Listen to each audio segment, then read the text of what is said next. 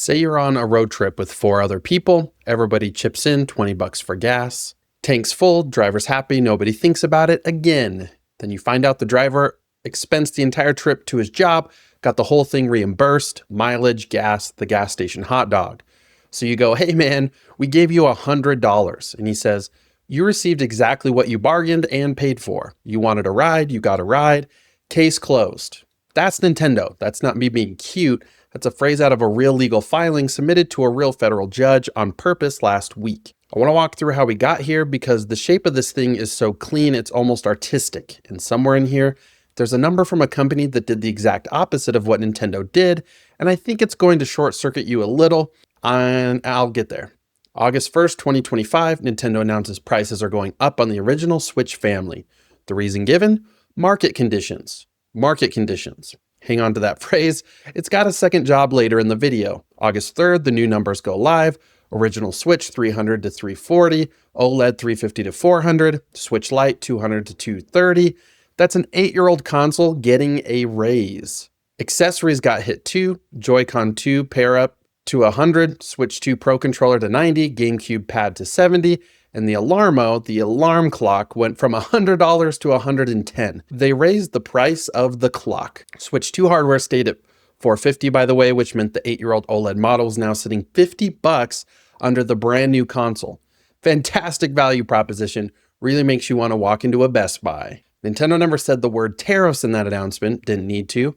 It landed the day after a fresh round of levies hit Vietnam at 20%, which is where most Switch hardware is built. Everybody understood the assignment. Then February 20th of this year, the Supreme Court looks at the tariffs that were imposed under IEEPA and says no, 6-3. Roberts writes the opinion. The president does not get to invent unlimited tariffs by himself. That's Congress's job. Thank you for playing, which means the money collected under those tariffs was collected illegally, and we're talking $166 billion paid in by more than 300,000 importers. All of that is now coming back. March 6th, Nintendo of America sues the US government for its share plus interest. Good for them, I mean that. That's their money and they should get it.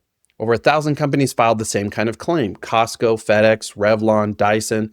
It was a stampede. Now the turn. In April, 2 guys, Gregory Hoffer in California and Prashant Sharan in Seattle, file a proposed class action against Nintendo in Washington. Their argument fits in one breath. Nintendo raised prices to cover a tariff. We paid the higher price. The tariff was illegal. Nintendo's getting the tariff money back. So Nintendo gets paid twice for the same dollar. Unjust enrichment plus a Washington consumer protection claim. Proposed class is anybody in the US who bought at the hike prices between February 2025 and February 2026. That's a lot of people. And last Monday, Nintendo filed to have the whole thing thrown out. Not, we're looking at ways to make this right. Not, we'll pass along what we can when we can. Not even a warm corporate nothing sandwich about how much they value the community. A motion to dismiss. Their lawyers called the suit meritless, wrote that customers received exactly what they bargained and paid for, wrote that plaintiffs aren't entitled to a rebate just because of legal developments around tariffs. And then the line I've now read probably 9 times, that is not how commercial transactions work. Pardon? My brother in Christ, you are the ones who went to a court to retroactively unwind a completed transaction. That is the only reason any of us are in this room. You stood in line with 1,000 other companies to argue that money you already handed over shouldn't count anymore, and your legal position is that going back and adjusting a completed sale is against the fundamental nature of commerce. Cool. Okay. So now the part that actually matters, and this is the piece I want you to walk away with. Nintendo's argument isn't stupid. That's what's frustrating. It's probably going to work because look at the plumbing. When a tariff gets charged, the importer pays it at the border. Nintendo paid customs and border protection. You didn't. You have never in your life paid CBP. You paid Target. So when the tariffs get struck down and the refunds start moving, who has legal standing to go get that money? The importer. Only the importer. The one entity in the chain holding an actual receipt from the government is the one that didn't ultimately eat the cost. And the cost flowing down to you, that takes nothing. A company can pass a tariff to a customer with a website update and a 2-word explanation. No filing, no court, no lawyer, frictionless. The refund only travels the other direction, and it requires standing a filing fee and a legal department. It's a one-way valve. Money gets down to you at the speed of a price tag, and the trip back requires a federal case. And remember market conditions. Told you it had a second job. Watch what that phrase does. In August 2025, it was vague enough to justify the increase without ever promising the increase was temporary. Never said tariffs, never said when this ends, the price comes back. Now in July 2026, that same vagueness lets Nintendo's lawyers say the hike was about tariffs and memory costs and labor and shipping, a whole grab bag, which means you cannot point at a specific tariff dollar inside your specific purchase and ask for that dollar back.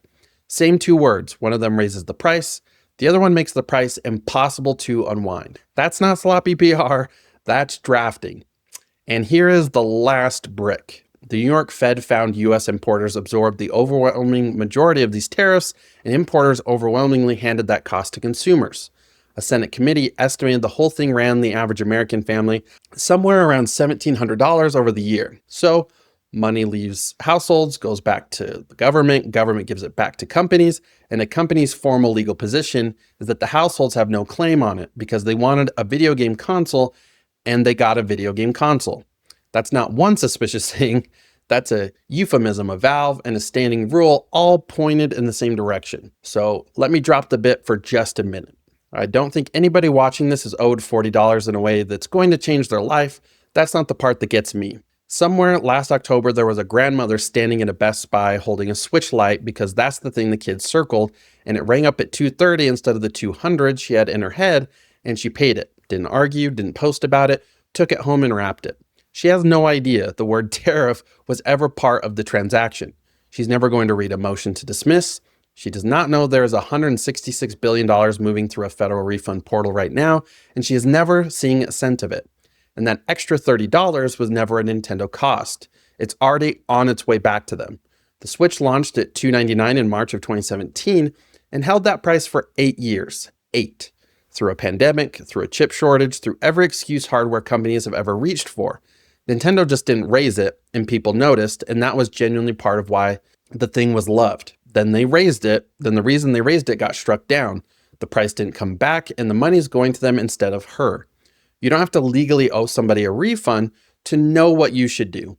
All right, so enough. Back to the fun stuff. Remember the number I promised you? FedEx has publicly said it's sitting on $800 million in tariff refunds it's already received, and that money is being held to go back to the customers who paid it. Payout starting in August. UPS has been pushing roughly $5 billion in claims through the refund system with the same stated plan.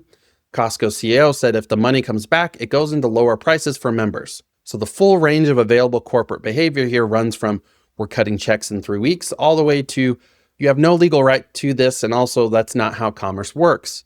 FedEx is the moral high ground in this story. FedEx, I need you to sit with that for a second. Meanwhile, Nintendo's stock dropped about 4% in Tokyo the day after that filing, which is the market's very polite way of saying, was that necessary? And legally, Nintendo probably wins. Unjust enrichment claims against an ordinary retail sale are genuinely hard to land. If you made me bet, I'd bet on Nintendo. But that's not really the point. The point is they had a choice between issuing a press release and filing a court document, and they picked the court document. Nobody forced them to put, that is not how commercial transactions work in writing. Somebody read that sentence and signed off on it. If I ran that building, a credit, a line item, we recovered X, here's $10 in eShop money, it costs a rounding error and it buys you a decade of grace from a fan base that will forgive you for almost anything if you look them in the eye one time. Instead, we got a legal brief explaining that we volunteered. This pulled you out of the self-checkout line where, by the way, you are also performing unpaid labor, but that's a different video. Leave a like, subscribe if you want more of this, and tell me down in the comments what's something you bought in the last year knowing full well the price was nonsense and you bought it anyway. Not something you regret, something you did with your eyes fully open. I want the item and I want that number. I'll see you in the next one. Cyler out.